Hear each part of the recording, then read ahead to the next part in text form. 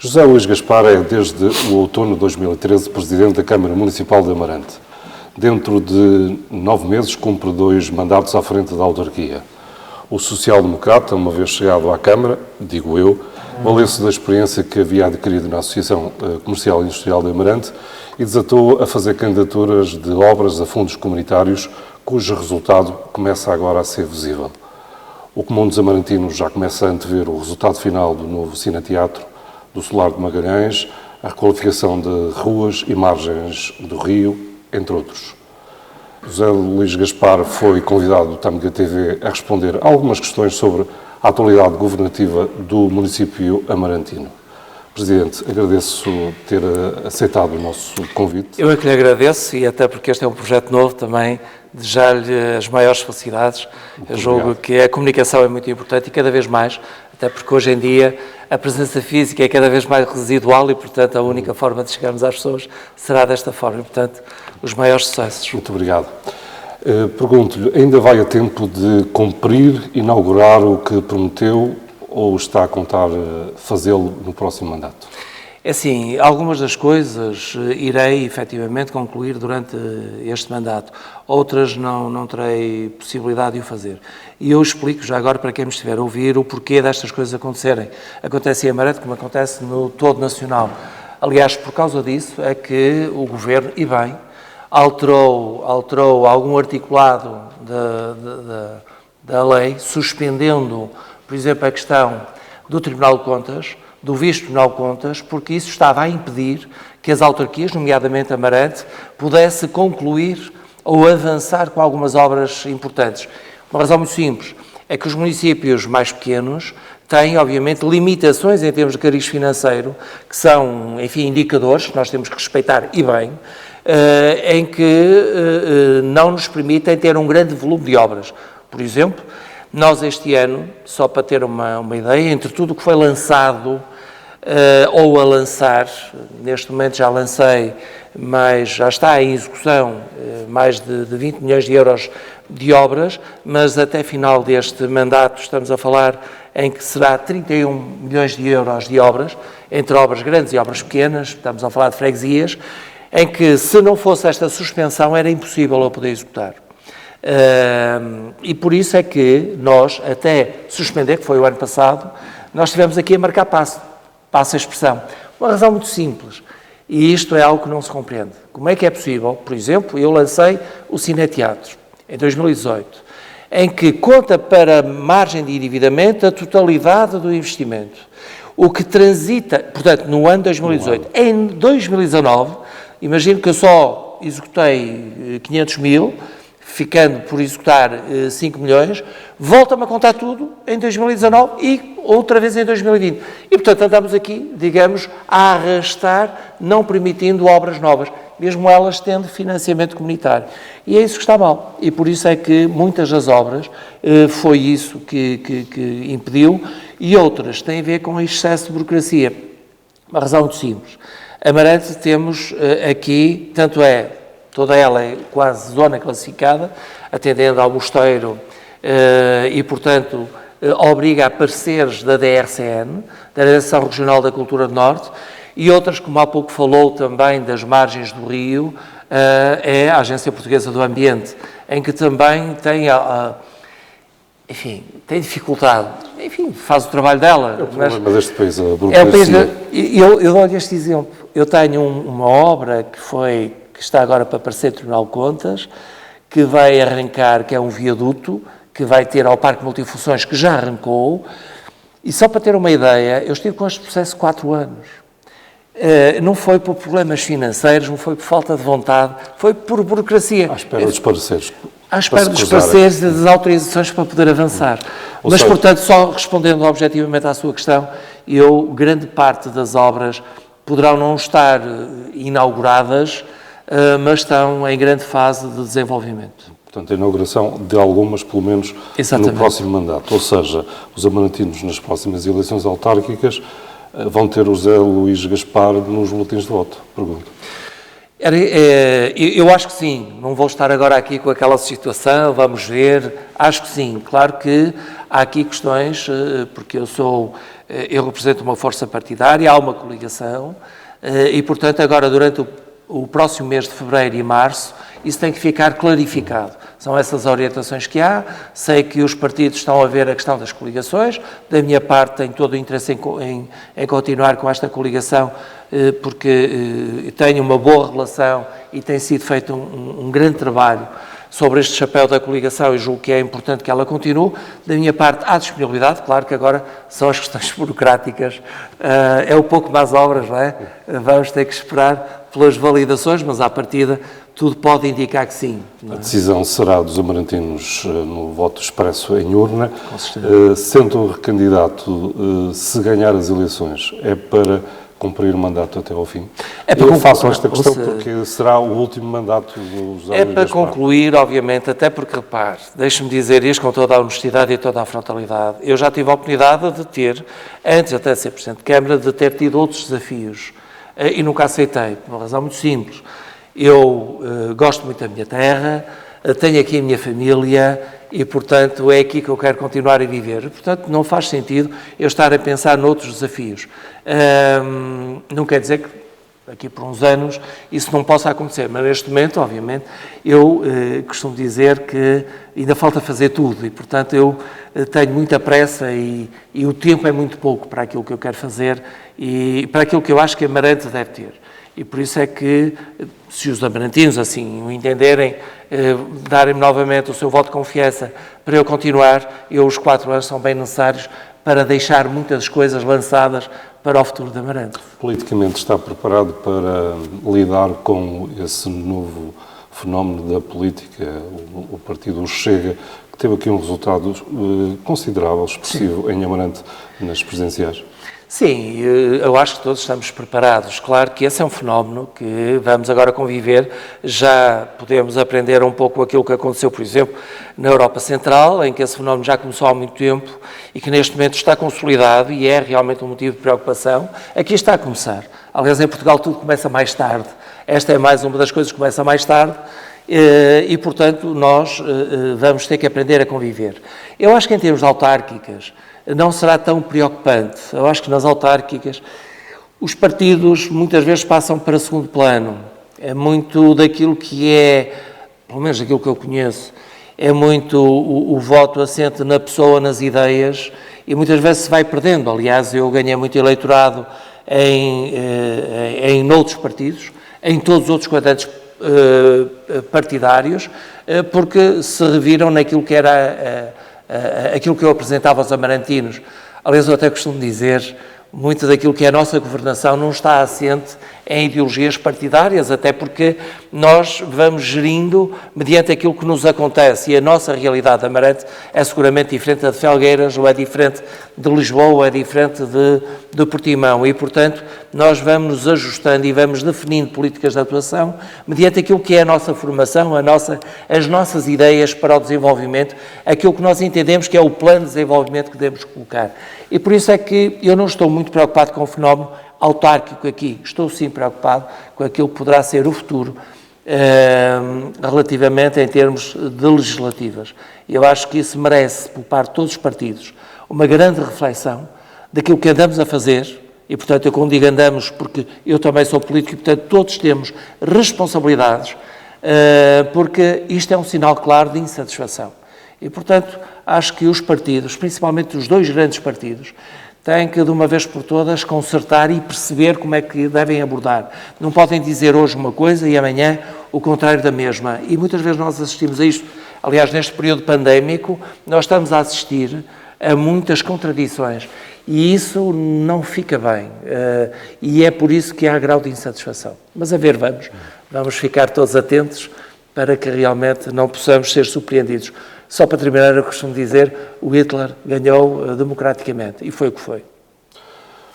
Sentemos-nos nas questões objetivas do Conselho de Amarante. O projeto de Souto Moura para o mercado municipal, para esta Alameda Teixeira de Pascoais, aqui junto aos passos do Conselho, é para avançar?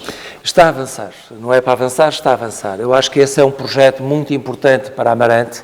Primeiro porque faz uma redefinição desta praça, que neste momento não é praça. podem lhe chamar tudo o que quiserem, menos praça. É, efetivamente, um parque de estacionamento.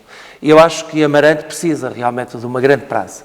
E essa pode ser a grande praça. Depois tem outra vantagem, é que faz uma aproximação de outro equipamento que é importante, que é o mercado municipal, fazendo toda a aproximação entre a praça e o mercado municipal. Há aqui aliás, para quem viu o estudo prévio, percebe que há uma grande escadaria, em que há toda uma redefinição do patamar inferior, criando tipo um anfiteatro romano, que é muito interessante. E depois tem outra vantagem, que é a aproximação ao rio. Isso são coisas minhas, em que eu desde sempre falo da necessidade de nós retirarmos os obstáculos de acesso ao rio, em que permite, saindo da Ponte Velha, poder descer logo em direção ao rio, criando um platô inferior, e permitindo também que ali se desenvolvam outras atividades e outros motivos de interesse, e depois, no fundo, desconstruindo o que é muito interessante, desconstruindo e indo de encontro àquilo que era o passado. E que eu julgo que eram coisas bem feitas e, portanto, ali vai permitir também esta abordagem. E depois, obviamente, também reconfigurando este mercado municipal, que é uma peça arquitetónica, gosto ou não, eu não vou definir se gosta ou não, eu sei de muita gente que detesta, gente que gosta, mas enfim, mas em termos arquitetónicos é uma peça de Januário Godinho e que para nós é importante valorizar e dotá-la de outro conforto. Sendo que eu ponho entre aspas este conforto, porque atendendo que é uma peça que também está classificada e que o património não nos vai deixar fazer tudo aquilo que eu quero em termos de conforto, mas enfim, iremos tentar o máximo possível para criar conforto naquele espaço. Essa obra, esse projeto, quando foi conhecido, teve alguma contestação de alguns setores. Só conheço uma pessoa que contestou e que tentou criar... É uma pessoa que contesta tudo e, portanto, não é valorizado. Sabe que... E já agora falo diretamente, e já sei que a seguir a isto vai voltar a contestar. Sabe que, deixe-me dizer, as pessoas que percebem e que são críticas, podem ser críticas no sentido de valorizar os projetos. Dizer, bem, mas o sombreamento... Houve quem dissesse, é preciso ter cuidado com a sombra, é preciso ter cuidado com o piso porque pode irradiar, como é São Gonçalo, muito calor e não permitir o conforto. Isso não é ser contra um projeto, isso é uma crítica no sentido de melhorar o projeto. E essas críticas são bem-vindas. A questão de dizer que vamos perder, não vamos perder nada, nós vamos ganhar. Nós, quando fazemos toda uma remodelação, mas temos que lembrar aquilo que eu disse logo no início da minha entrevista, é que nós não podemos fazer nada sem a validação, por exemplo, neste caso, da Direção-Geral da Cultura do Norte e do Património, em que eles têm que acompanhar a par e passo, e, portanto, eu não posso criar nenhum dano em termos patrimoniais nesta cidade. Posso sim é melhorar o conforto, como ter elevadores para nivelar e melhorar a acessibilidade, porque é tão importante hoje em dia falarmos de acessibilidade para todos, como casas de banho acessíveis, que é também algo, projetos que estamos a desenvolver, um sem número de situações, efetivamente para melhorar. É essa marca que quer deixar em Amarante? Eu quero deixar essa marca. Vai alterar o aspecto visual da cidade? Não é alterar o aspecto visual, é melhorar a acessibilidade, melhorar o conforto e, obviamente, os materiais. Repare, nós estamos a desenvolver um projeto para a Avenida General Silveira, atendendo a que temos ali um equipamento que vai ganhar agora uma nova dinâmica e, portanto, o que é que eu pedi ao arquiteto que está a desenvolver o projeto? Materiais novos. Estamos a falar de uma cidade que tem que ter materiais novos, não pode ter materiais, enfim, vulgares, o que metemos numa variante externa. Não, aqui dentro da cidade temos que trabalhar o pormenor, porque esta é uma cidade que realmente se vende por si, já se vende por si, conforme ela é, melhorando o conforto, ela vai, obviamente, poder atrair ainda mais visitantes e depois corrigir alguns erros. Repare, não vou criticar a Praça São Gonçalo, não é nada disso, mas, por exemplo, nós percebemos que aquele canal em que está definido para o carro leva a que muita gente caia. Isto são aprendizagens que vamos tendo. Temos que nivelar a praça, no sentido de fazer com que haja mais segurança para quem anda. Há aqui um sem número de situações, por isso é que eu digo, as críticas bem intencionadas, que eu também sou muito crítico, repare. Eu também olho para estes projetos, ainda no outro dia, há coisa de um mês, estive com o Sr. Arquiteto Souto Moura e estava-lhe a dizer coisas que eu também criticava. São críticas, não é ser contra a obra, é críticas no sentido de valorizar. E, portanto, tivemos vários apontamentos nesse sentido, de gente que realmente falou com propriedade, e depois tivemos aqueles que são contra tudo. Bem, mas isso... Falou-me ainda da questão do Largo de São Gonçalo. Para esclarecer, vai fazer ajustes? O que vamos fazer é o seguinte, é nivelar a praça, portanto, aquela depressão que caem lá, muita gente, aliás, devem ter conhecimento disso, porque as pessoas, principalmente com a idade, e estamos a falar de muita gente que cai ali. Há muita ilusão de óptica, não é? Exatamente. E depois vamos fazer as casas de banho, ou seja, é um projeto que também já temos feito para fazer umas casas de banho acessíveis. Demorou muito tempo também, isto é uma peripécia que depois de eu sair da autarquia irei contar algumas histórias engraçadas relativamente a este tipo de obras. Um livro de memórias, é? Não é um livro de memórias, mas há aqui histórias que eu acho que é engraçado contar e, portanto, esta é uma delas. Não vou contar agora, até porque, enfim, não interessa, mas o que é certo, o que interessa é, efetivamente, ter ali umas casas de banho em que tenha, obviamente, um acesso vertical, para que realmente as pessoas possam, qualquer pessoa, seja porque anda com um carrinho de bebê, ou seja porque tem uma deficiência que não lhe permite descer escadas, possa obviamente aceder. Assim como também estamos agora para desenvolver um elevador que será colocado para de São Gonçalo aceder à cota superior, que também o projeto já está feito, portanto, que será a seguir à Torre Cineira, portanto, um elevador vertical também vai permitir alcançar uma cota superior, permitindo uma acessibilidade diferente à biblioteca, porque hoje em dia alguém com... Sim, é preciso ter fôlego para subir essa É preciso e não é só isso, repara, uma pessoa com dificuldades de mobilidade, só levando lá de carro, porque senão a pessoa não consegue lá chegar. Presidente, uma outra questão que fez correr muita tinta no Concelho de Amarante, até com repercussões a nível nacional, tem que ver com a barragem de Fredão. Sim. Presumo que tenha recebido com alívio a notícia da decisão do Governo em acabar de vez com a Albufeira. Sim, há 9 dias, sim, devo confessar que sim, embora aceite que havia pessoas que queriam a barragem e outros que não queriam a barragem. Eu não sou fundamentalista, nem sou contra as barragens, muito pelo contrário. Esta é que tinha aqui algumas particularidades que a mim me levava muitas reservas e dos quais, tanto este atual Ministro como o anterior, não me conseguiam dar resposta.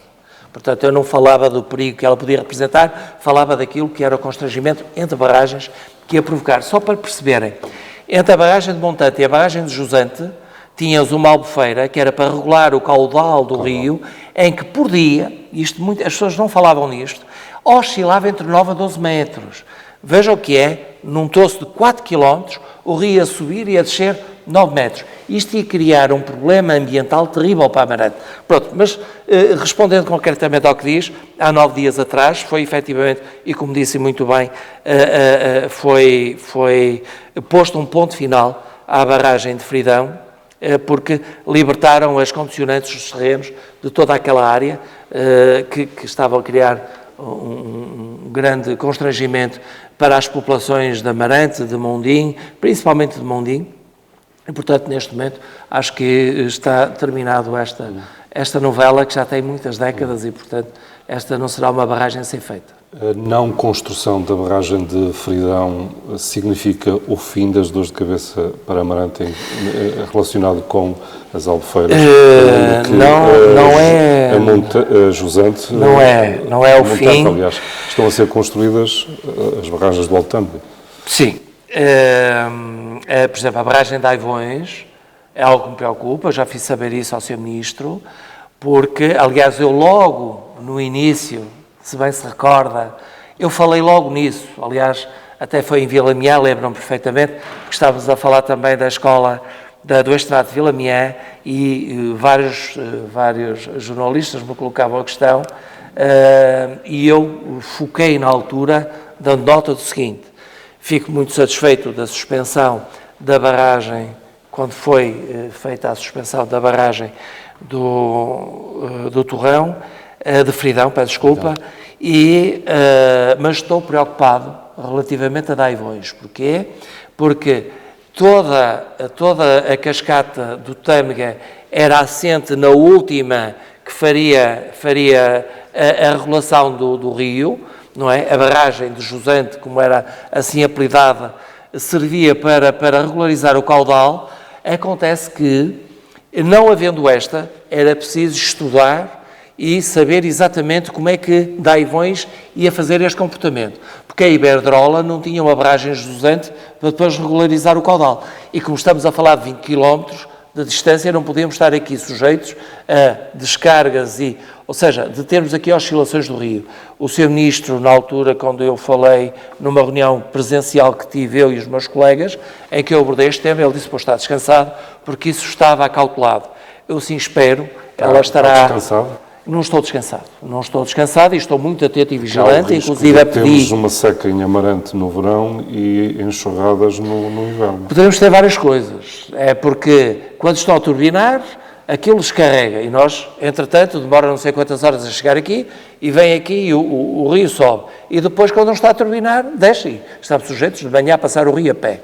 Eu não quero acreditar nisso, obviamente, porque acho que tem que haver bom senso, e eu sei que o Sr. Ministro do Ambiente, nestas questões, é bastante cauteloso e, portanto, não iria dizer uma coisa e fazer outra. Eu quero acreditar que ele, neste aspecto, vai estar atento mais a mais, até porque Amarante, como sabe, está neste momento a investir muito nas margens do rio, assenta em pressupostos, que é um caudal idêntico àquele que temos, não é? Por exemplo, nós, neste momento, estamos, só para ter uma ideia, estamos a iniciar um segundo troço do Trilho das Azenhas, que vai até Vila Quis, estamos a falar 7 km e 800 de trilho, e vamos agora também avançar, agora dentro de 2 meses, com o Trilho dos Castanheiros, que são mais 6 km, e isto assenta em pressuposto que é aquilo que é o que nós conhecemos do Rio de hoje.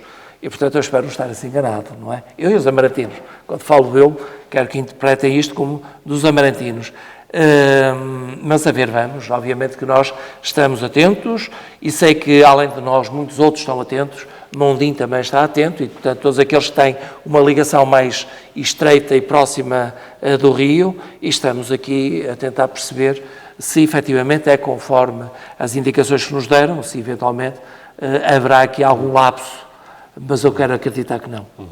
Na altura estavam em cima da mesa uma série de compensações para os habitantes, designadamente daquela área de Fridão.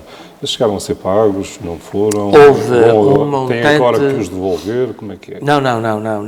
Uma coisa não tem nada a ver com a outra. Houve 1 milhão e qualquer coisa que a Amarante recebeu pelos prejuízos causados que havia. Que, aliás, eu achei piada, porque às vezes há pessoas que acham que isso é... Mas pronto, foi o que foi dado, não aquilo que era o suposto dar, que eram 5 milhões e tal, isso nunca chegou a ser dado, nem vai ser dado, e eu acho que neste momento, que eu não sei qual é o ponto de situação, mas eu espero que alguns privados, em que durante mais de uma década, muito mais de uma década, não puderam fazer qualquer intervenção nas suas casas, em que isso provocou uma deterioração das mesmas, e que há danos irreparáveis. Eu espero que essas famílias sejam ressarcidas, digamos assim, desses danos. Relativamente aos municípios, não. O que foi dado, não há direito a mais nada. Em bom rigor havia, se nós quiséssemos nos chatear, mas acho que também não seria correto estar a exigir mais nada. Há pouco falava da criação de trilhos ao longo da margem do rio. Esses trilhos têm a ver com o famigerado parque linear que foi trabalhado inicialmente pelo arquiteto Sidónio Pardal. Aliás, o primeiro trilho, o trilho das Azenhas, foi idealizado pelo professor Sidónio Pardal.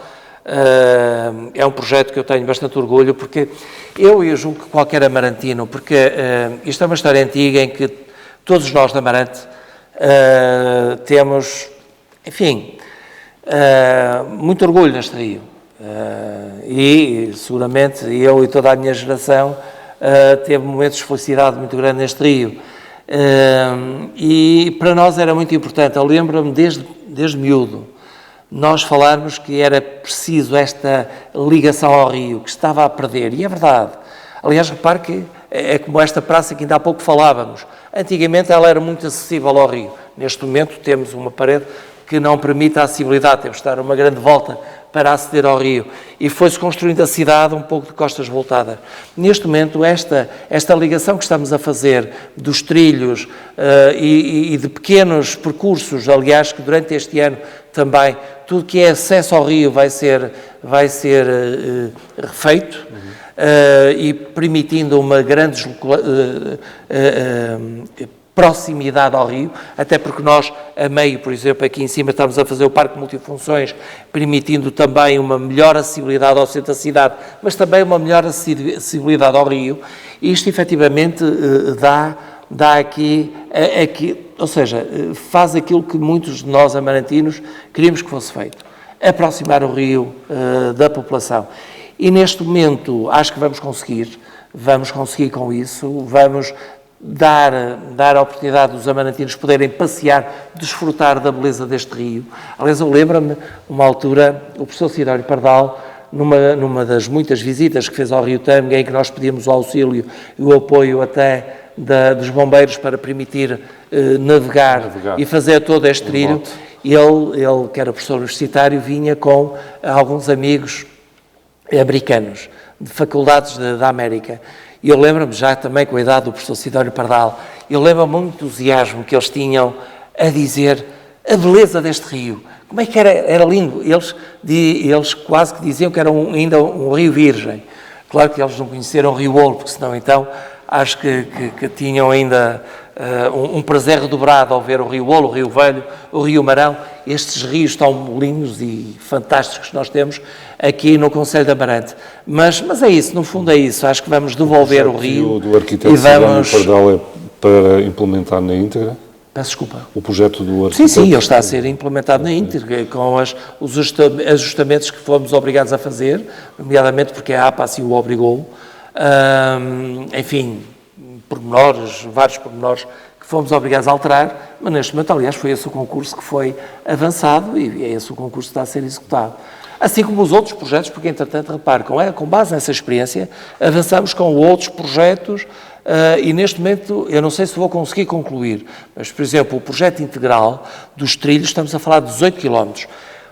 Estes 7 km até, nesta margem direita até Vila Caís, começando aqui nas Azenhas ainda até Vila Caís, do lado oposto, o Trilho dos Castanheiros, que é desde a Florestal até ao Salvador, e a montante tem mais 2 trilhos, o Trilho do Olo e o Trilho do Senhor do Val. O Trilho da Senhora do Val também na margem direita vai desde o ponto em que nos encontramos até à Foz do Olo, estamos a falar de também 3 km e tal, e do lado oposto o Trilho do Senhor do Val deste lado e o Trilho do Olo do outro lado. O que é que acontece? Eu não sei se estes dois eu vou conseguir executar, tem financiamento para eles. Aliás, deixe-me dizer que neste momento, se eu conseguisse acelerar as obras, até abril deste ano, tudo o que eu meter de pedido de reembolso é financiado a 100%. Claro que eu não vou conseguir executar até abril deste ano tudo, e muito menos estes 2 trilhos, porque ainda estamos em fase de negociação com privados. É porque estes 2 trilhos obrigam a negociar com privados, e o que basta para impedir que esta obra se faça. Mas, no entanto, ficamos, pelo menos, a jusante aqui do centro, ficamos com 2 trilhos fantásticos. Presidente, antes de se sentar nessa cadeira de poder das muitas que aqui há no município de Amarante, o Dr. José Luís Gaspar reclamava a construção de zonas industriais. É vital. Portanto, não estou a faltar à questão. Já cumpriu mais de metade do seu tempo possível de presidente no município de Amarante. Corrija-me se estiver errado, presumo que ainda não fez nenhuma zona industrial. Eu vou corrigi-lo então. Não, é assim. Há aqui, e quando nós olhamos para o território, há várias coisas que temos de ter em atenção. E nós, a primeira pedra que lançamos foi, efetivamente, a questão do património, em que decidimos avançar para a requalificação, a reabilitação, dar visibilidade a um território que e os senhores da área de comunicação social sabem melhor do que eu, que durante muito tempo havia aqui um preconceito com Amarante. Eu lembro-me quando ganhei a primeira vez as eleições, a primeira entrevista que dei ao Porto Canal, o seu colega, que, enfim, não vou dizer o adjetivo que me apetece dizer para classificar a postura desse fulano, fez-me uma questão insana sobre o passado de Amarante, e eu dizia, ouça, isso faz parte do passado, Amarante não é nada disso, Amarante é uma terra de oportunidades, é uma terra fantástica, porque coisas que aconteceram, que acontecem em qualquer terra, mas que parece que ficámos ali com aquilo agarrado, e portanto houve a necessidade de dar aqui uma nova visibilidade, e acho que conseguimos. Acho que nós temos revistas internacionais que neste momento falam bem de nós.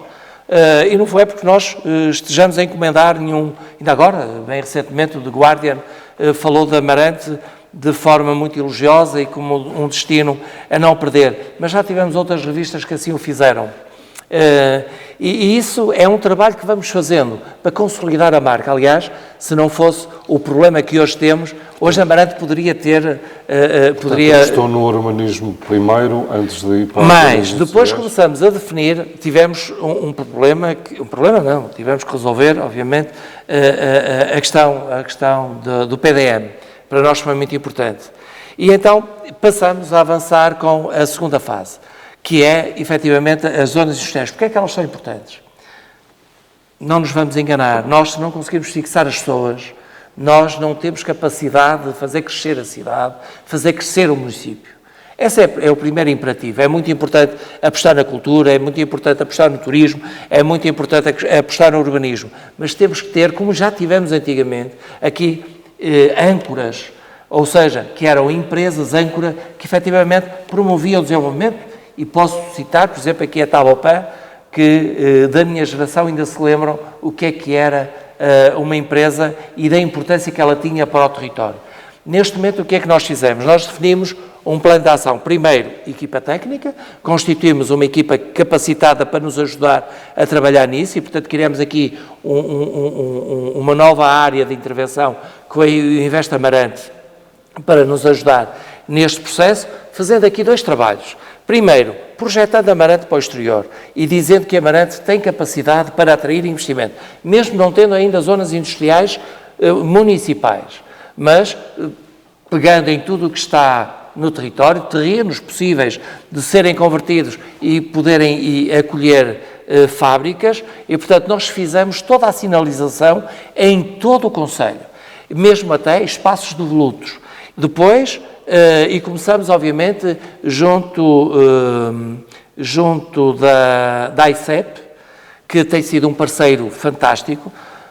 Agora, mas tivemos dificuldades a entrar, porque a Amarante não estava no radar do investidor. Isto demora tempo. As pessoas pensam que é assim, não é? Isto demora tempo. Nós chegarmos às entidades. A ICEP, na altura, obviamente não conhecia a Amarante como potencial para atrair investimento, e esse trabalho teve que ser feito, e bem feito. Aliás, quero aqui agradecer a toda a equipa, na pessoa do vereador, do André Magalhães, que tem feito um trabalho notável. Neste momento estão a acompanhar dezenas e dezenas de potenciais investimentos. E falo já também de investimentos que agora estão para acontecer nestes meses. E definimos então depois a estratégia, onde é que vão ser os parques industriais e como é que eles vão ser. E definimos 3 zonas. Uma na baixa densidade, outra na zona mais central, neste caso será ali na zona de Telões, Vila Garcia, e outra na zona de Vila Miã. Foram as 3 zonas que nós agora estamos a apostar. De que forma é que estamos a apostar? Primeiro, começamos na zona da baixa densidade. Porquê? Poderá perguntar. Várias razões. Primeiro, a baixa densidade precisa, e seguindo aquilo que é a linha também do Governo em que tem projetos e estímulos para a baixa densidade, quisemos aproveitar isso e tínhamos outra vantagem. Tínhamos lá plataformas que poderíamos adquirir, porque já estavam feitas. Foi o que fizemos. Nós adquirimos um terreno numa plataforma em Abodela e que, neste momento, aliás, levei à última reunião de Câmara, em que metade, por acaso, já vou ter que vender, aliás, pedi autorização e, como foi dada nesta última reunião de Câmara, vou vender a uma empresa japonesa que vai criar lá uma indústria no setor automóvel. E, portanto, vai arrancar, fruto desse trabalho. Por exemplo, na anterior, deixa-me só concluir, na anterior... Em Abodela. Em Abodela. Na anterior, porque quando nós adquirimos este terreno, havia lá um clausulado em que eu podia exercer o direito de preferência no restante. Estamos a falar de 240 mil metros quadrados e eu comprei 70 mil. E, portanto, eu posso exercer o direito de preferência. Quem quiser, e porque nós continuamos a indicar o terreno na sua totalidade, por exemplo, já entrou o projeto na Câmara de um terreno que eu não exercia o direito de preferência, que é lá, de uma empresa suíça, que vai lá criar mais 100 postos de trabalho. Tudo setor tecnológico. Não vou dizer mais que isso, porque a empresa suíça será ela a apresentar depois o projeto a toda a gente mais à frente. Mas estamos a falar de setor tecnológico. Isto não caiu assim. Isto foi trabalho desenvolvido. Porquê? Quando nós somos referenciados, depois temos que fazer todo o trabalho de sistematização e de acompanhamento. Por exemplo, eu estou para lá também, aliás, para o restante do terreno, estamos a trabalhar, e isto já há mais de 2 anos, uma empresa, neste momento o que eu lhe posso dizer é que Amarante é o território escolhido, aquele é o local a fazer que vai ser feito e que neste momento está junto do Governo, do Ministério da Economia, a articular aqui algumas situações, porque estamos a falar de um investimento em que é uma empresa de tecnologia americana, em que estamos a falar em centenas de postos de trabalho. Sensivelmente 500 postos de trabalho, 100 milhões de euros de investimento. Não sei se vão concretizar ou não. Neste momento já passamos as fases todas. Isto demora muito tempo, em que Amarante foi escolhido, está identificado. Pronto, isto para dizer que, efetivamente, já começamos. Neste momento já está identificado o terreno na zona central de Amarante, que é na zona de Tolejo e Vila Garcia, em que o terreno já é identificado, sabemos qual é o terreno, estamos a negociar. É pertença de uma entidade privada, é fácil porque é só de um, e, portanto, estamos a negociar, a ver a possibilidade de como é que o negócio vai ser feito. Sabe que, e deixe-me dizer, para quem me está a ouvir, que a Câmara, para adquirir, isto leva a tramitações morosas, porque eu não posso comprar, chegar ao pé de si, olha, venda-me isto e comprar. Há todo processos, até mesmo de vistos, tribunais de contas, enfim. Por exemplo, temos que avançar. As novas zonas industriais. Mas deixe-me concluir que é importante. E estamos, neste momento, já está identificado terrenos em Vilamiã, que é outra zona potencial importantíssima, até porque Vilamiã, qual é a vantagem que Vilamiã tem? Tem 2 autoestradas, tem linha de caminho de ferro e tem à volta, portanto, desde o Marco, Penafiel, Lousada, Felgueiras, ali nas imediações, muita população que poderá ajudar, quando conseguirmos fazer a zona industrial lá, efetivamente ter muitos interessados para a mesma. Porquê é que ainda não está adquirido? Pode perguntar. É porque depois é a facilidade ou não de poder adquirir. Por exemplo, aqui em Vilamiã, qual é o grande problema? O terreno que está identificado e que está a ser analisado e que estão a ser feitos estudos para ver a questão, havia um que não oferecia porque era algo pantanoso, algo que já vem do passado, que não havia possibilidade, e ontem aqui falei disso para um outro órgão de comunicação social, mas estamos aqui a estudar, porque aquilo tem várias frações, é pertença de dezenas de pessoas, pequenas parcelas, com várias propriedades, e isto é muito complicado, portanto, por isso é que nós estamos a mediar. Isto só para concluir, a dizer que, efetivamente, o nosso grande foco neste momento, o resto está lançado, as obras, as empreitadas, os projetos, ou estão feitos ou estão em vias de ser terminados, e esta é, efetivamente, a grande prioridade que neste momento o município tem. Essas novas zonas industriais vão ser construídas, vai ser infraestruturadas pelo município? Pelo município, sim. E depois o terreno é para alugar, para vender? Depois há várias formas. Por exemplo, nós neste caso desta deliberação que levei à reunião de Câmara, esta última, é vendido, pura e simplesmente, por um preço que foi estipulado e, portanto, para poder avançar. Haverá outras situações, dependendo de como é que é a forma de financiamento.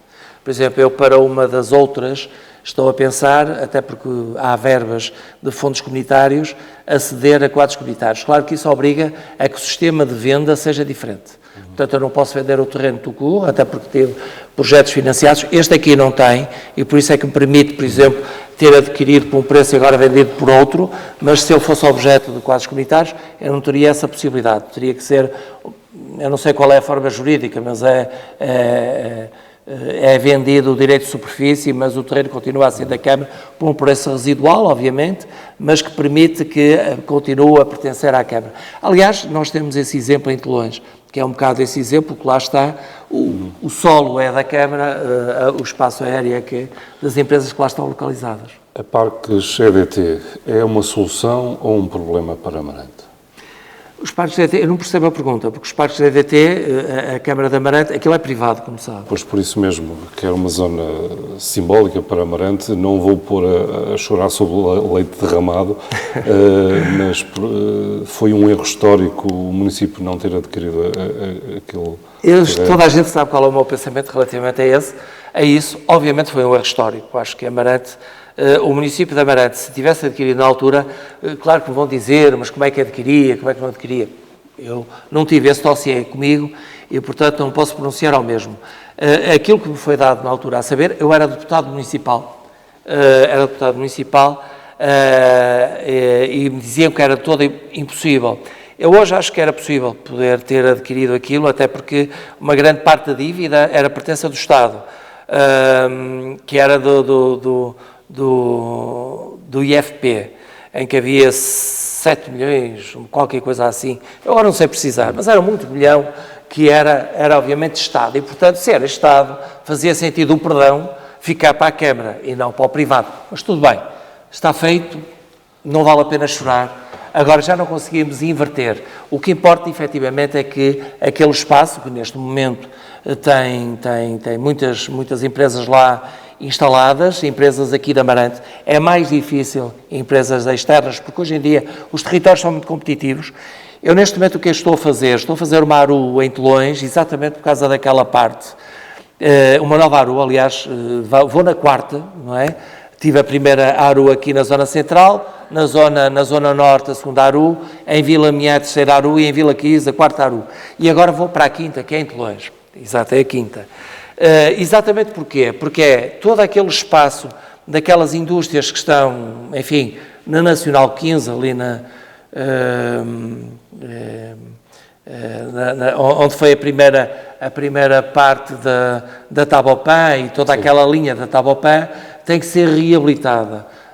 É mal demais, porque é na entrada da cidade, está na situação em que está. E, portanto, eu falei na altura com o administrador também diz-me que há interessados e o compromisso é esse, nós fazemos a ARU, mas, obviamente, tem que haver consequências e seguimento disto, que é a reabilitação de toda aquela zona, efetivamente, para poder acolher mais empresas aqui no centro da cidade, que eu julgo que também será muito interessante.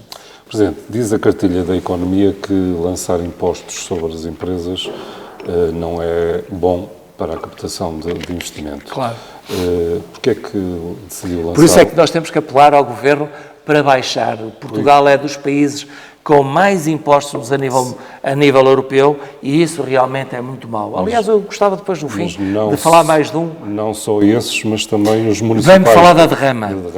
A derrama, nós não éramos competitivos pela derrama. Assim, porquê? Porque nós, quem quer investir, tem isenção da derrama. Quem quer desenvolver-se, se já está e quer continuar a investir na sua indústria, nós isentamos da derrama. Ou seja, temos a taxa mínima da derrama, aliás, se vir aqui, por exemplo, no Teimo Gui Sousa, alguns agora vieram exatamente para o nível que a Amarante tem.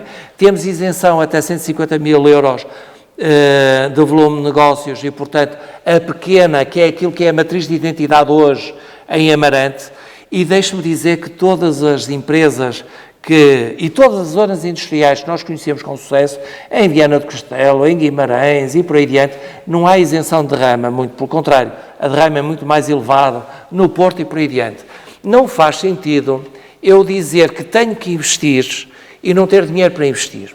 O que nós estamos a dizer é residual, aquilo que nós recebemos, estamos a falar de 300 mil euros, o que não é significativo naquilo comparativamente com aquilo que era suposto uma terra que tem... Renda ao município de 300 mil 300 e tal mil. E, portanto, o que nós fazemos é, com esse dinheiro e com outras verbas que nós temos, que nós vamos conseguindo investir, vamos conseguindo comprando e vamos conseguindo desenvolver a economia. Aqueles que vêm investir têm a certeza que não pagam derrama, até porque estão a investir, e obviamente que há isenções. E, além disso, ainda fazemos mais. Temos um envelope financeiro, não, um envelope fiscal no sentido de reduzir e passar quase a montantes mínimos aquilo que pagam. Exatamente por isso. É porque nós, com esta articulação que fazemos em termos fiscais e de taxas, conseguimos reduzir para tornar o território mais competitivo. E é isso que muitas vezes, na política, as pessoas nem sempre, quando abordam os temas, as oposições, nem sempre dizem aquilo que deveriam dizer.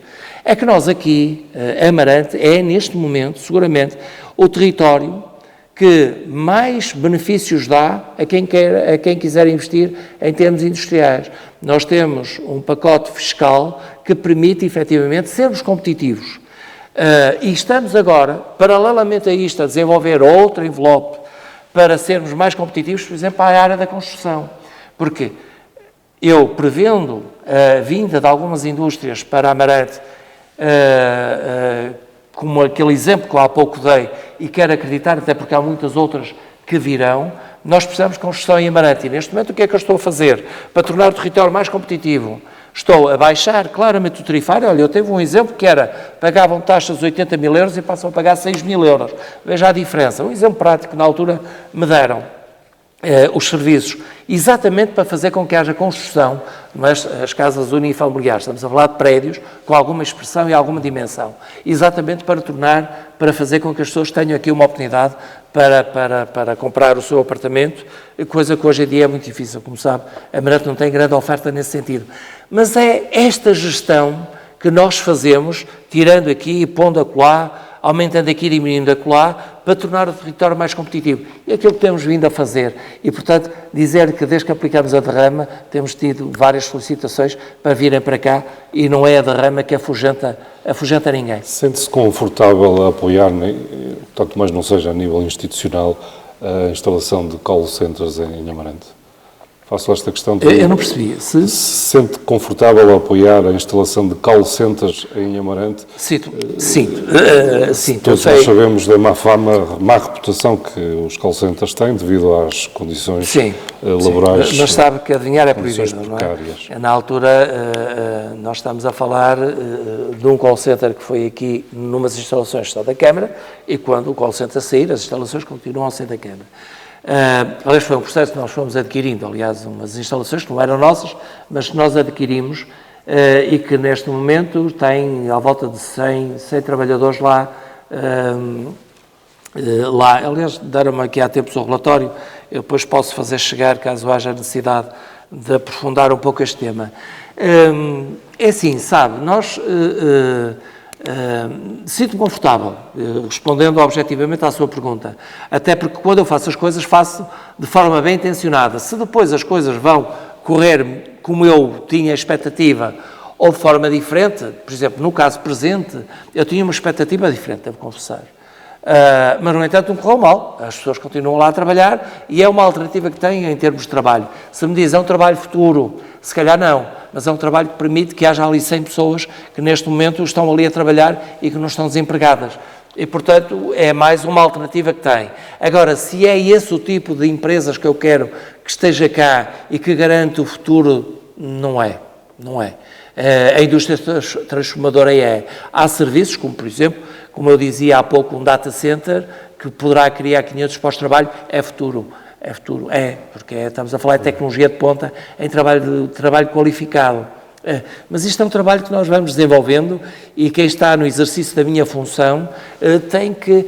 Repara, olha, não vamos falar de passado, mas eu não resisto a lembrar quando a Enercon, por exemplo, tinha todas as condições para continuar em Amarante e não ter ido para Viana. Eu, se fosse Presidente de Câmara, a Enercon estava em Amarante, isso posso lhe garantir. Se ia ter um resultado positivo ou negativo, neste caso sabemos que Viana ganhou muito. Aqui não houve um empenho na altura. Eu, na altura, desafiei o poder político a que realmente encetasse todos os esforços para que a Enercon cá ficasse. Hoje em dia, era uma empresa com centenas de postos de trabalho. E ela já estava cá. Era encontrar a solução, era fazer tudo. Poderá dizer, sente-se confortável... Eu acho que, se eu fosse Presidente na altura, sentia-me confortável em aceitar o desafio. Nós, no exercício da nossa função, temos que correr riscos. Se depois correm como nós queremos ou não, bem, mas isso são coisas que nós, mesmo na nossa vida privada, é assim que acontece, não é? Riscos. Olha, o Governo atualmente correu riscos na Páscoa. Hoje, se calhar, está... Na Páscoa não, no Natal. Hoje está obviamente, arrependido. Mas, enfim, foram riscos que correu e vai, obviamente, responder por eles. E eu também irei responder por riscos que corro, não é? Precisamente, riscos que corremos todos nós por estes dias com esse flagelo da pandemia de Covid. No que ao risco de contágio por 100 mil habitantes, Amarante está no vermelho. Por causa Estão 200 e tal municípios, né, atualmente. Sim. Por causa da Covid-19, vários cidadãos do Conselho já perderam a vida. 84, o número que eu tenho. Sabemos todos que a pandemia é transversal ao país e ao mundo. Ainda assim, tem alguma explicação para explicar o que está a acontecer em Amarante? Tenho. Aliás, é o que acontece em Amarante. E no vermelho, como nós, estão 200 e tal municípios. São muito poucos agora os que não estão. Isso, efetivamente, porque não houve o juízo suficiente por parte das orientações emanadas pela DGS. Tanto não era preciso máscara, como depois era preciso máscara. A Europa já tem as FP2, aqui ainda dizem que poderão ser as cirúrgicas. Eu, como autarca e como cidadão, também sou espectador, a ver o que é que quem é suposto ter regras e saber o que está a dizer, e eu também, quando a Sra. Ministra fala, eu quero acreditar que ela está a falar bem. O que acontece? Cometemos muitos erros. Amarante tentou, naquilo que é a esfera de competências do município, ser assertivo, disponibilizar todos os meios e acautelar na medida do possível. Repare que, desde a primeira vaga que Amarante criou regras muito apertadas naquilo que era o teletrabalho, a questão da gestão aqui dos serviços, e que não abdicamos até agora, ou seja, nunca andamos aqui a oscilar, mantemos sempre a coerência. Tanto é que agora, com esta imposição, Amarante não tem que fazer nenhuma alteração, já tinha feito desde a primeira hora. Ou municípios não fizeram. A questão se deixam os estabelecimentos abertos ou se os fecham, não é o município que lhe compete, mas sim as orientações do Governo. E, portanto, eu acho que devíamos ter ido mais além. Eu acho que devíamos ter sido mais assertivos, porque a Europa estava a dar um sinal claro, a Inglaterra estava a ser um flagelo. Tínhamos assistido na primeira vaga àquilo que aconteceu em Itália e em Espanha. E nós não aprendemos com os erros. Eu espero que agora que estamos numa fase muito complicada e durante um mês, eu acho que vai ser terrível o que vai acontecer ao país. Portanto, os entendidos assim o apontam, às vezes os políticos é que parece que não acreditam bem naquilo que dizem os técnicos, e eu acho que deveria ter havido uma orientação mais clara. Esta coisa de um falso confinamento, isto não existe. E por isso é que nós estamos a viver este drama. Eu tenho pena que assim seja. Eu, como autarca, há coisas que consigo fazer, outras que não consigo fazer. Eu não posso obrigar as pessoas a estar em casa quando a orientação é que podem andar a passear. Aquilo que é os espaços públicos, eu mandei pôr lá sinais de sinalética e, obviamente, equipamentos, as guardas, para não permitir o acesso. Agora, depois compete a cada um de nós também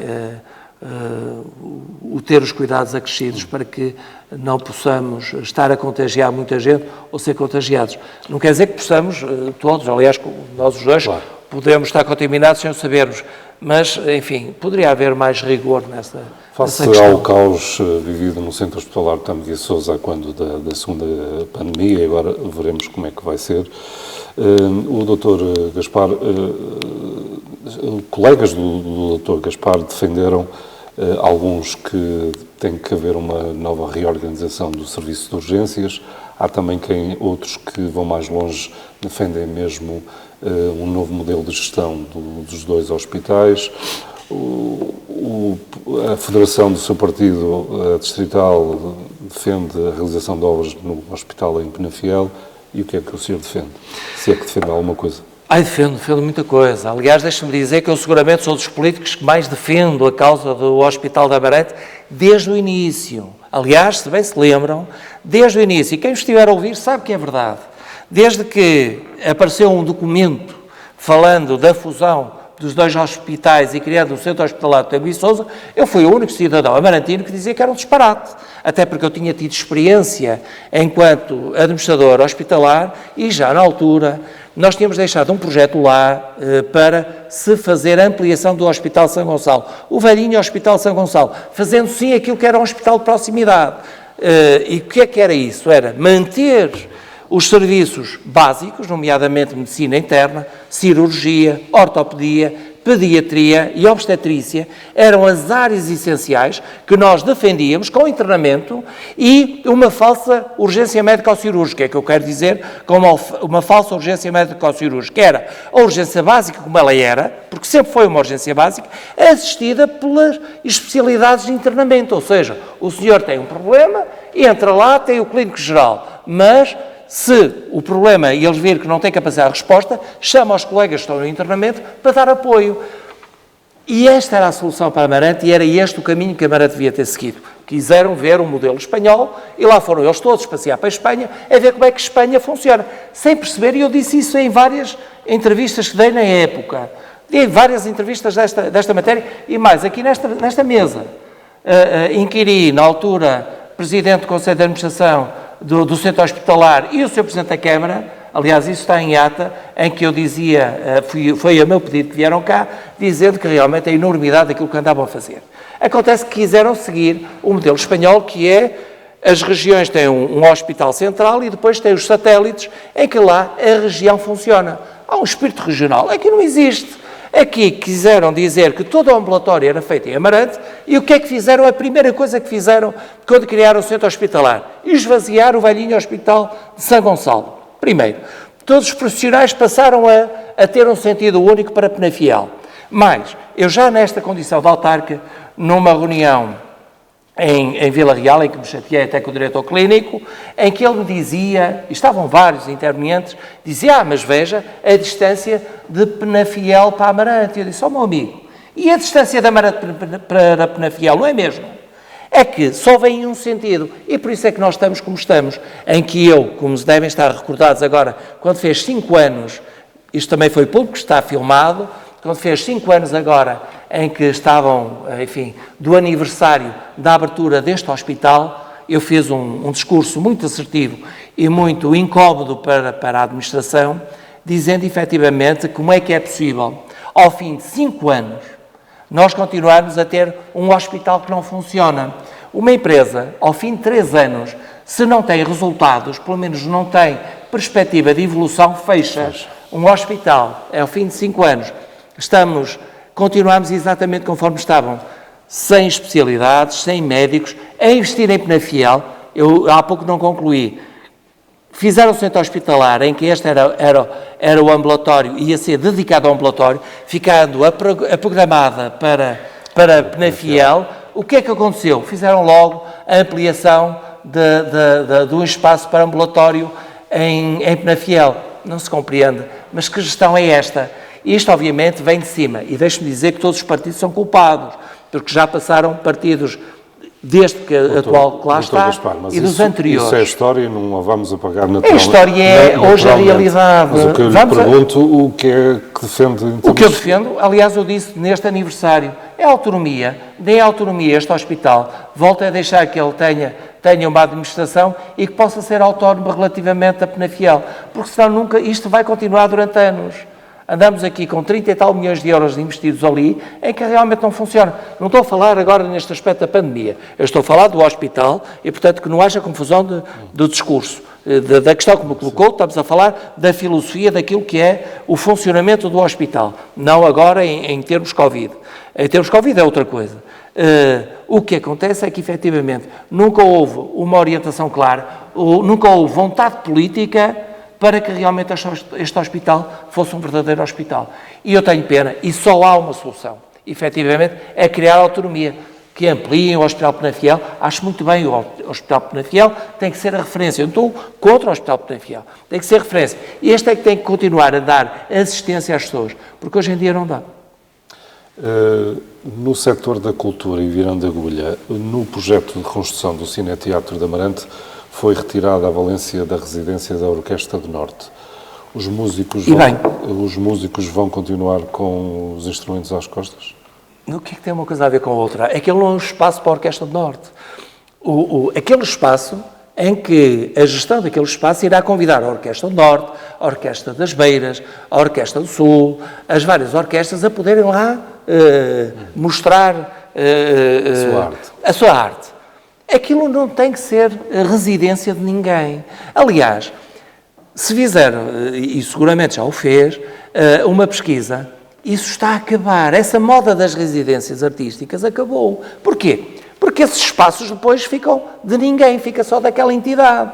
Se eu estou a investir dinheiro para poder ter uma programação cultural durante 12 meses no ano, é para que eu possa efetivamente ter programação. Eu não posso estar sujeito a dizer, eu quero lá ter uma peça de teatro, agora não, porque a orquestra vai ensaiar.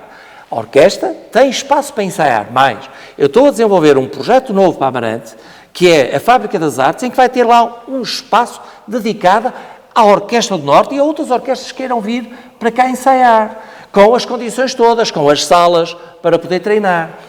Ser residência artística ali e não ia permitir o uso das instalações. Nós temos o CCA, que está entregue também a uma entidade. A Câmara pode estar a usar constantemente aquele espaço? Não. E, portanto, ali vai ser exatamente ao contrário. Vai haver uma programação cultural, iremos convidar ou peças de teatro, ou cantores, ou orquestras, aquilo que tiver que ser. E irão lá e ensaiarão naquela semana para conhecer o espaço. É o que vai ser. Não vamos confundir a Estrada da Beira com a Beira da Estrada, porque esses fundamentalismos muitas vezes não levam a lado nenhum. A orquestra é muito importante, é sim senhor, e é importante, aliás eu sou um grande defensor da Orquestra do Norte, com critério, com rigor e com sustentabilidade, que é o que eu defendo, e não aquilo que ela tinha quando eu encontrei. E, obviamente, que estou focado eu, e não só eu, deixe-me dizer, a Câmara de Guimarães, a Câmara de Lamego, a Câmara de Faf, todos aqueles fazem parte. Os municípios estão a cumprir com a Orquestra do Norte? O único, eu posso lhe dizer é assim, quem cumpre com a orquestra é a Câmara de Amarante, continua a ser o melhor cliente. Infelizmente é. Aliás,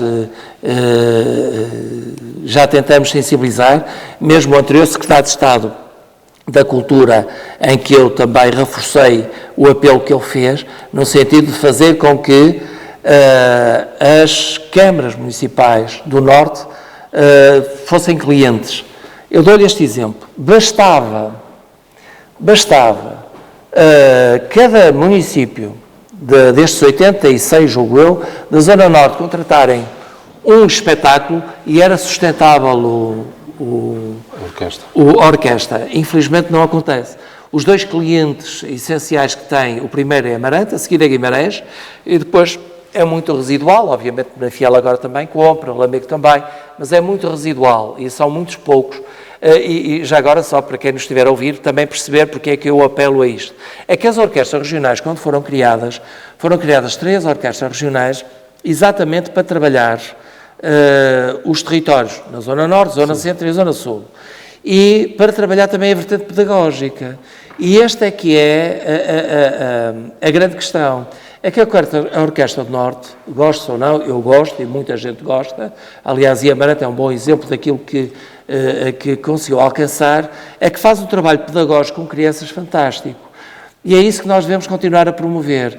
Agora, nem todas as câmaras têm essa sensibilidade. Eu já tive chatices, por causa da orquestra, com alguns colegas meus, em que dizem o quê? Pagar na altura eram 5.200 euros que pagava por um concerto.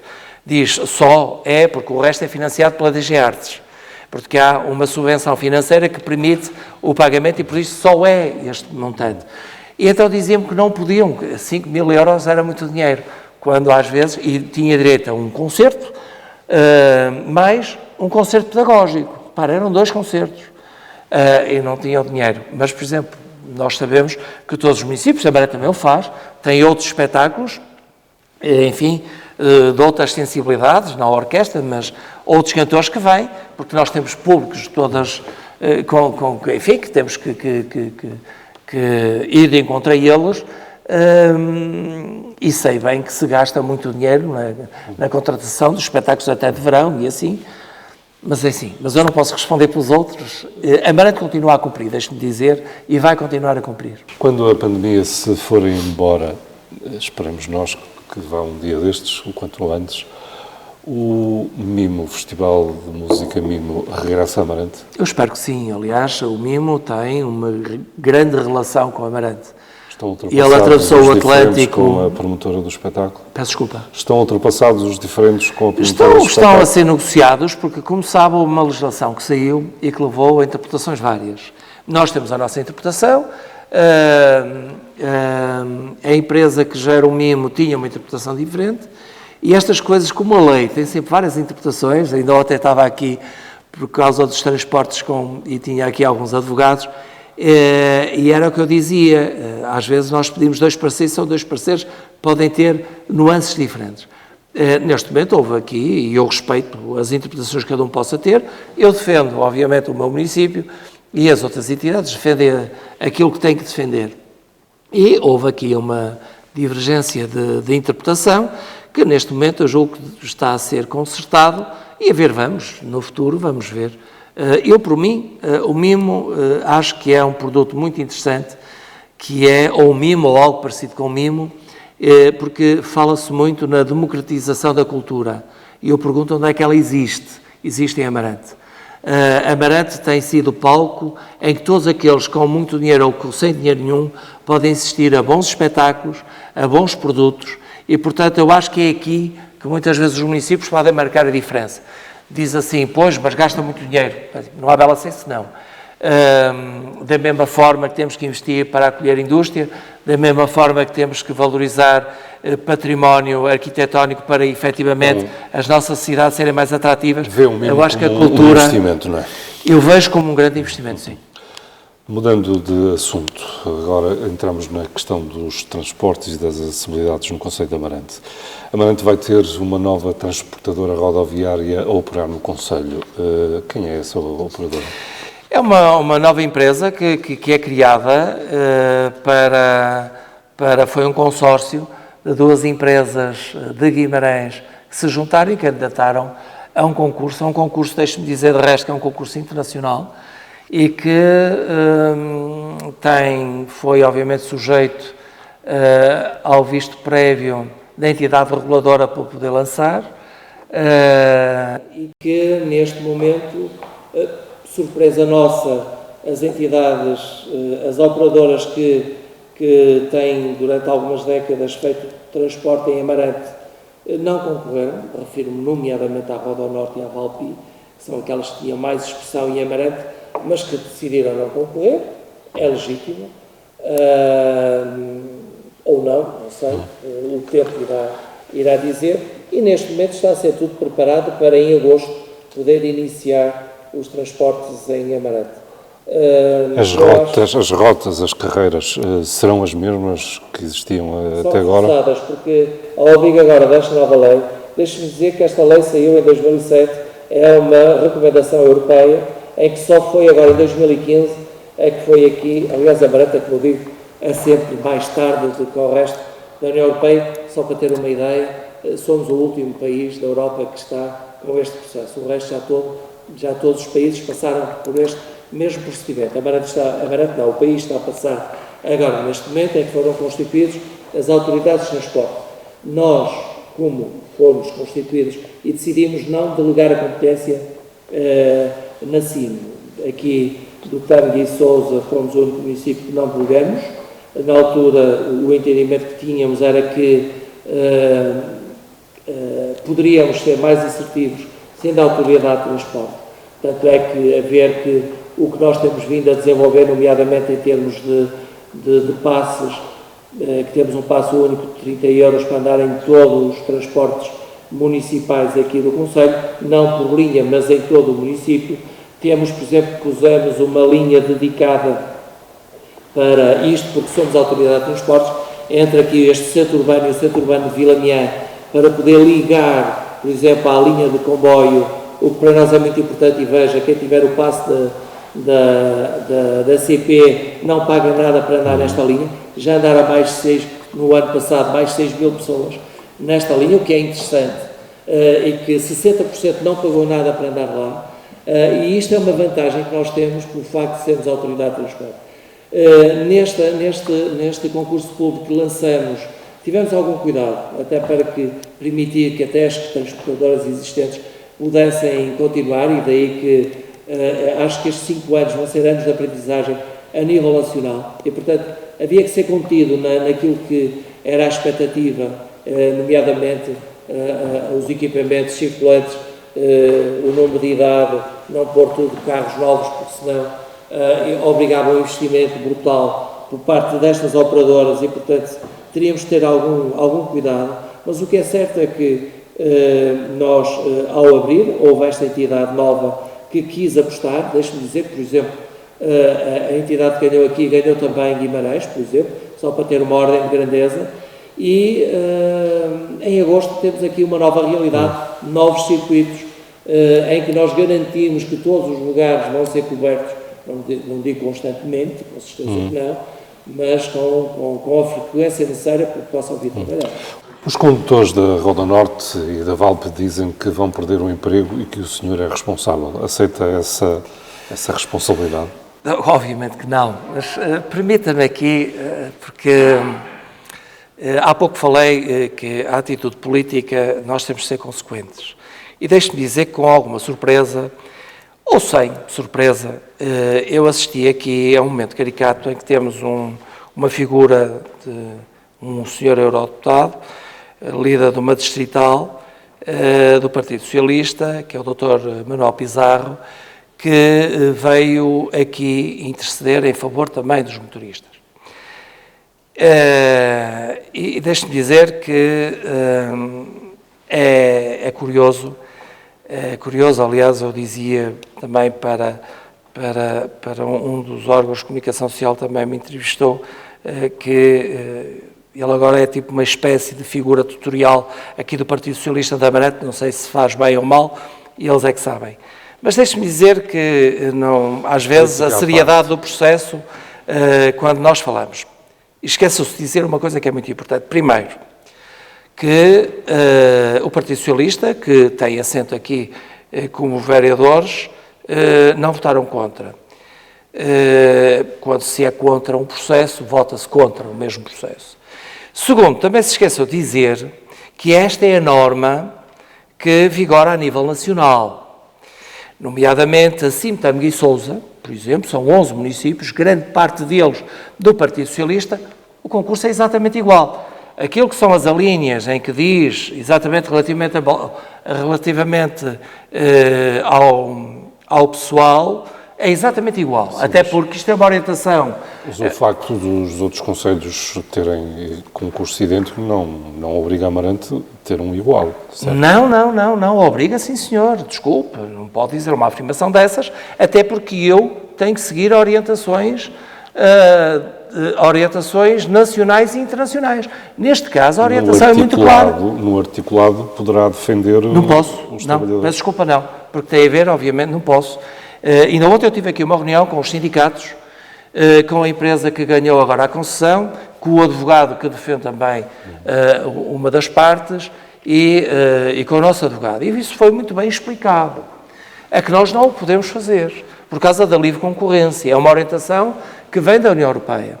Poderá dizer, mas Lisboa e Porto, não tem nada a ver. Estamos a falar de uma prestação de serviços e, portanto, há o subestabelecimento e isso é possível. Aqui não.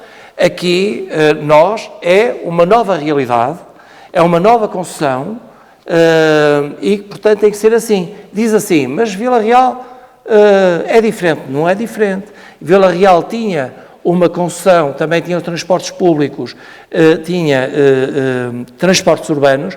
Em 2004 que lançaram um concurso, aliás, que depois veio a ter problemas em tribunal, em 2013, que no segundo concurso que lançaram e que ainda está por resolver, em que já vinha por parte do Tribunal de Contas a questão do subestabelecimento, tanto dos equipamentos do pessoal. Não tem nada a ver. As pessoas confundem porque querem confundir. Porque aquilo que eu digo é assim, a Cimo-Tâmega e Sousa, a Cimo do Ave, todas as CIMs lançaram os procedimentos exatamente com esta orientação. Aqui quiseram fazer show-off. Eu só desafio, e deixe-me dizer isto, um claro desafio, que efetivamente esta gente que, enfim, tem este tipo de atitudes, quero-os ver a fazer uma conferência de imprensa, quando agora for adjudicado porque estará para breve, da CIM Tâmega e Sousa, a fazer a mesma figura lá. É só isso que eu peço. Portanto, porque não é bonito, mas enfim, mas cada um fará aquilo que entender.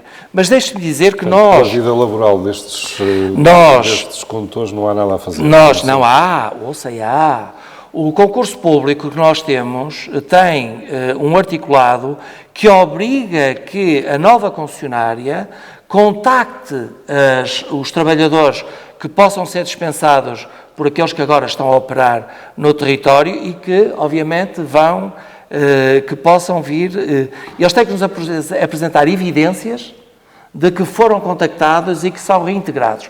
A nova operadora vai ter que contratar cerca de 35 pessoas. Portanto, eu não sei quantos é que as outras operadoras poderão dispensar, se é que vão dispensar alguém, que esta questão ainda não está respondida. Nem os sindicatos conseguem responder a isso.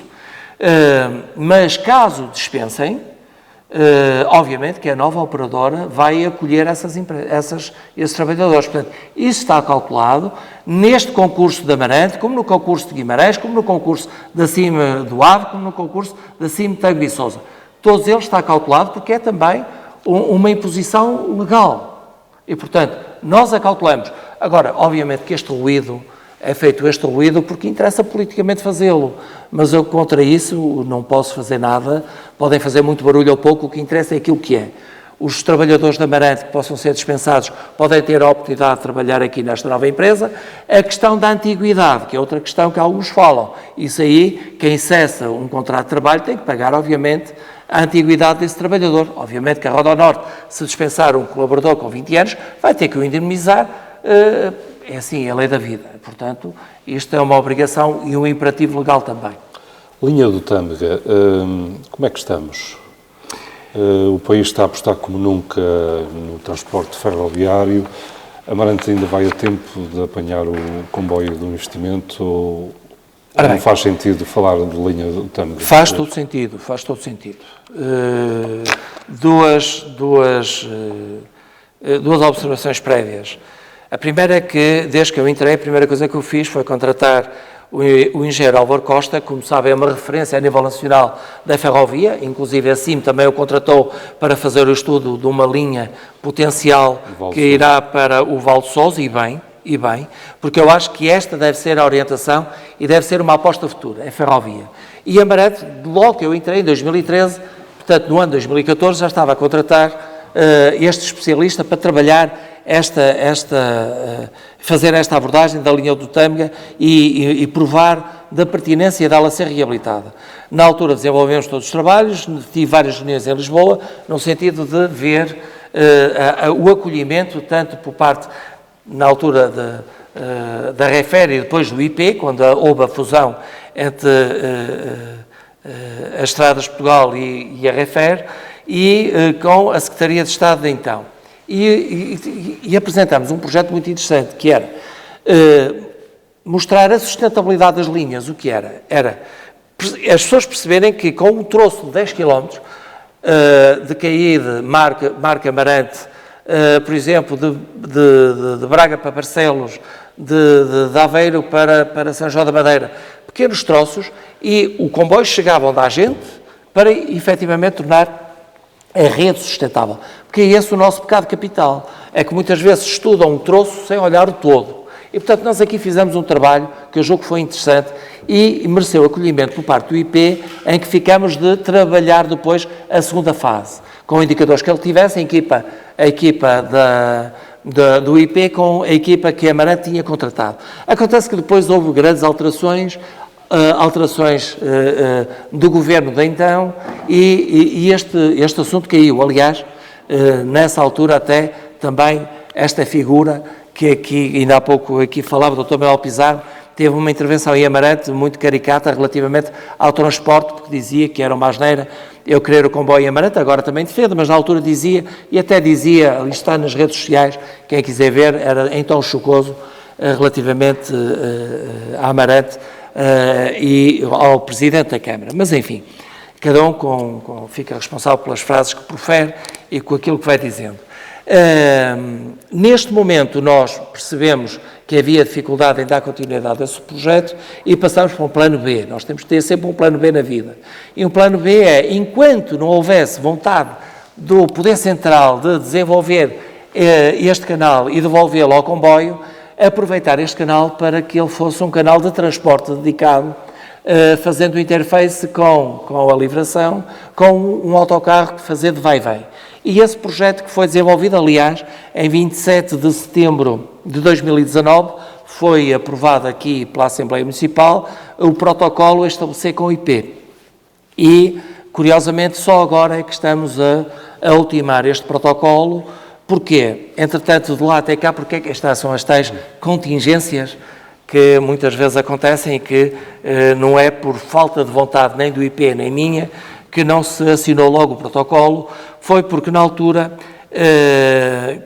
quando iam fazer o contrato comodato, percebeu-se que havia as instalações em Vila Caís, a estação de Vila Caís, uma que estava entregue à Junta e consequentemente estava entregue também a uma associação, que eu tenho aqui até o nome, uma associação de Vila Caís, que entretanto já estava inativa e, portanto, enquanto não tirasse esse ónus, passasse outra vez para o IP subestabelecer para Amarante, eu não o pude fazer. Foi feito recentemente, porque, entretanto, como estava inativo, nós tivemos que estar a ver os representantes legais que pudessem fazer uma assembleia para poder, obviamente, retirar esse ónus.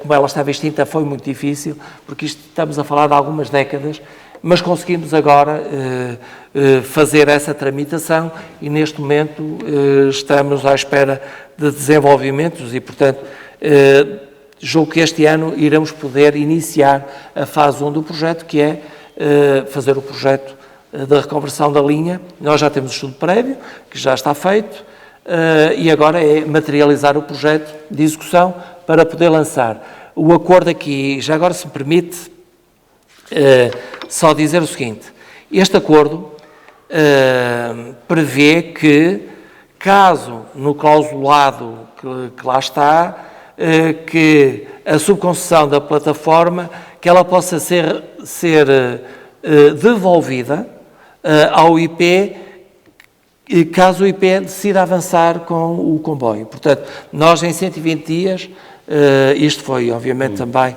por mim aceito, porque eu quero obviamente ao comboio, e portanto nós vamos passar a ter esta plataforma e este vai-vem, mas a partir do momento em que o IP queira outra vez estas instalações, nós devolvemos logo, portanto, de forma pronta. Percebi, no imediato, ou quando avançar, se avançar a linha do Tâmega, será num vai-vem rodoviário, primeiro. Agora, ao abrigo do município, numa segunda fase, quando o Governo quiser avançar, porque, repare, poderá dizer, mas o Governo quer avançar, mas então se quer avançar, porque é que me entregam? Essa é a questão, não é? Obviamente que é assim, eu sei que há, no Plano Nacional de Investimentos, que a linha do Tâmega não está lá inscrita, e que na altura eu pedi para que estivesse lá inscrita, que é um documento que tive acesso e que seguramente o analisou, mas, no entanto, e eu sei que também foi entregue ao Governo a possibilidade de estar no Plano Nacional de Investimento. O Plano Nacional de Investimento, como sabe, é uma projeção de desenvolver projetos e estudar a possibilidade de desenvolver projetos entre 2010 e 2020, é o estudo, 2020, 2030, e estudar a possibilidade, e depois de 30 em diante, executar. Portanto, há uma coisa que nós temos certo, até 2030 nenhuma das linhas vai ser feita, nem esta nem outras. Irá ser feito e bem estudar a possibilidade de poder desenvolver. E esta está também, aliás, porque no estudo que foi feito pela CIM, como sabe, nós incluímos lá também esta linha, e bem, porque faz todo sentido, até porque o custo que o Estado terá com esta linha, estamos a falar bitola larga, estamos a falar do comboio, não é automotora, chegar aqui estamos a falar de 35 milhões de euros. Okay? Nós, inclusive, naquilo que é a correção do traçado, porque isto obriga a correção do traçado, estamos a falar de 2 km a menos, porque as curvas, há 2 pontos críticos, um deles até no marco, que terá que ser corrigido, outro deles aqui bem junto ao RTA e depois aqui na chegada a Amarante. que será também o projeto, prevê tanto o IP, que na altura desenvolveu, que eu também tive acesso a esse projeto, como nós, prevê uma nova estação noutro local. E, portanto, isso também estamos a cautelar, até no plano de urbanização que agora estamos a encetar, para que fique bem definido a nova localização, não sei dizer se é mais à direita ou à esquerda, sei que vai ter uma nova localização, não irá passar na última ponte. E, portanto, nós continuamos a trabalhar e a cautelar todo este percurso. Agora, isto vai demorar tempo. E durante este tempo eu acho que é importante nós mantermos aquilo que é a necessidade de termos, exigirmos este canal para comboio, que é mantendo o transporte de pessoas lá. Eu sei que no passado havia quem defendesse que deveria ser uma ecopista. Eu não quero ecopista nenhuma, estou a fazer o Trilho das Azenhas, também vai para o Marco, e esta ecopista não fazia sentido nenhum. Porque uma coisa, quem me estiver a ouvir pode crer, se nós aceitássemos uma ecopista ali, nunca mais na vida teríamos comboio. E, portanto, para garantir, é manter a necessidade e a pertinência de ter transporte público ali. Seja ele rodoviário, melhor ainda será o ferroviário, que eu acredito que daqui por 10, 15 anos será imperioso que assim seja. Presidente, para concluirmos esta nossa conversa que já vai longa, a questão da demografia, a perda de população, precisamente nas zonas mais recônditas de Amarante, nas zonas de montanha, Amarante, sobretudo nessa zona, está a perder população. Há apoios para os territórios de baixa densidade, está a deitar mão a esta oportunidade para tentar, pelo menos, travar o ritmo de edificação das aldeias? Duas notas prévias. A primeira, a perda de população aqui neste território é muito mais preocupante do que apenas na baixa densidade. Uma razão muito simples é que a crise económica que tivemos 2008, 2012, fez com que Amarante fosse dos territórios aqui da região que mais população perdesse. E estamos a falar de população ativa, dos 30 aos 50 anos, estamos a falar de centenas de pessoas que saíram daqui e emigraram para esta Europa Central. E, portanto, eu, aliás, estou muito curioso para saber os resultados dos censos que vão iniciar, porque vão ser preocupantes. Vão ser preocupantes seguramente, porque todos nós conhecemos e sabemos desta realidade do fluxo migratório que aconteceu com a crise económica. E agora estamos numa outra crise que também está a deixar-nos altamente preocupados, porque não sabemos o impacto que a economia poderá ter com esta crise. A juntar a isto tudo, a falta de competitividade que o território também apresentava. Por isso, durante esta nossa conversa, falamos da importância de trabalharmos as zonas industriais, de trabalharmos a competitividade do território, coisa que, infelizmente, durante algumas décadas anteriores, não foi trabalhado desta forma. Havia um entendimento diferente, que eu respeito, mas não é o meu entendimento. O município tem a obrigação de tornar o território mais competitivo. Para o ser, tem que, obviamente, ter infraestruturas capazes para poder, obviamente, fazer face aos demais municípios, também fazem pela vida. E a Amarante também tem que o fazer. E, portanto, repare que aquilo que eu já lhe disse durante esta conversa, por exemplo, na baixa densidade, nós decidimos que a primeira zona industrial a ser materializada fosse na baixa densidade e, neste momento, já temos projetos que estão a ser, um deles até já deu entrada em Amarante e que já deu entrada aqui na Câmara de Amarante e que espero que nos próximos meses possa ser validado e que dê início à sua execução. Se fosse só o município de Amarante a dar parecer, já estava dado. O problema é que estamos a falar que também tem que ter pareceres do ICNF e, portanto, que nos ultrapassa. Nós, da nossa parte, estamos a fazer o que nos compete relativamente à questão das infraestruturas, que já estamos a trabalhar no mesmo, em termos de projetos e de negociação com as entidades competentes para nos autorizar. Mais a mais, portanto, este é o primeiro sinal que eu dou e tenho outro sinal que foi claro, por exemplo, a questão do IMI, nós também fizemos uso daquilo que foi a orientação do Governo, que não deu nada a ninguém, só obviamente deu a possibilidade de os municípios, volto a dizer, não deu nada a ninguém, escreveu é a possibilidade dos municípios poderem dar. E foi o que nós fizemos. Por exemplo, nós, para quem se quiser fixar e quiser eventualmente construir na baixa densidade, tem aqui, obviamente, uma ajuda em isentar mais 30% daquilo que é já a taxa mínima, mas mais 30% por forma a poder, obviamente, ser mais competitivo o território. Dirá, bem, mas isso é muito pouco, estamos a falar num ano, uma quebra de receita de 120 mil, já andará à volta disso.